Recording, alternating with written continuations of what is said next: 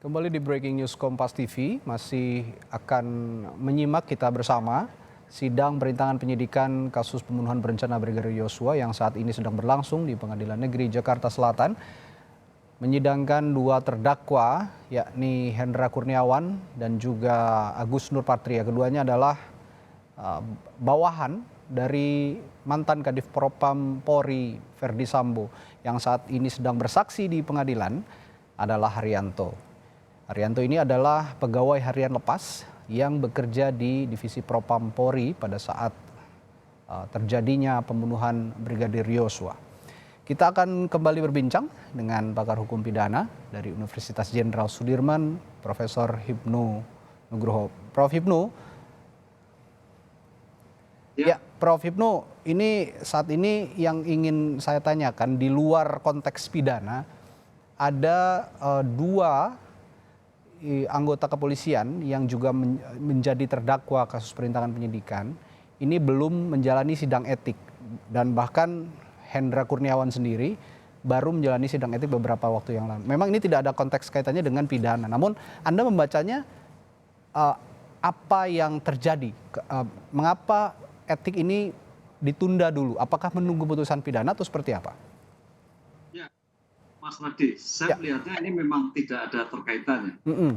Etik itu suatu bentuk peradilan etika, perilaku, SOP bersangkutan. Ya, karena ini sudah masuk pendahuluan pidananya, maka pidananya dulukan. Itu. Karena pertanyaannya nanti seseorang yang melanggar pidana pasti melanggar etik. Makanya kapan-kapan lah gitu. Tapi kalau orang melanggar etik belum tentu melanggar pidana.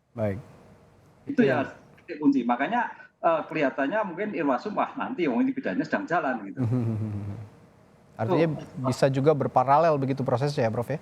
Ya, jadi sidang etik nggak mengalahkan pidananya, nggak. Pasti itu bagian dari suatu tindak pidana yang berkait dengan pidananya karena sudah menyangkut suatu mens rea melawan hukum. Baik.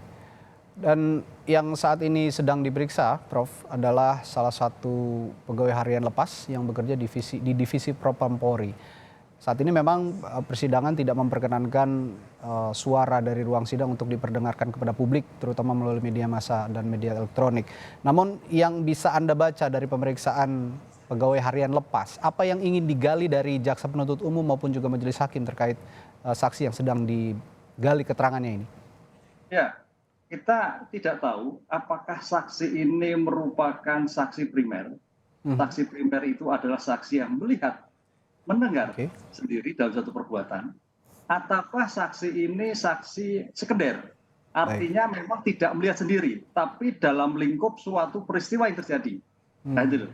Jadi ada suatu peristiwa nggak ngerti, tapi dia dalam suatu lingkup institusi yang bersangkutan. Nah, ini yang disebut saksi sekunder. Karena di dalam suatu perkembangan saksi, keterangan saksi kalau kita berbasis pada KUHP itu apa yang ia lihat, ia dengar. Perkembangan dalam putusan Mahkamah Konstitusi tahun 2010, saksi itu tidak harus apa yang lihat dengar. Dan itu loh. Dia lihat sendiri, mendengar dari orang lain, itu sudah bisa menjadikan nilai apabila keterangan tersebut ternyata sesuai dengan peristiwa yang dilakukan. Oh, jadi mendengar dari orang lain pun bisa dijadikan kesaksian gitu ya, Prof ya? Ya, sepanjang ternyata apa yang didengar itu adalah peristiwa yang ada di Duren 3 itu. Hari itu loh. Dia kan ada tadi kalau nggak salah di pegawai di Propam. Nah, mungkin ada di sana. Baik, Prof.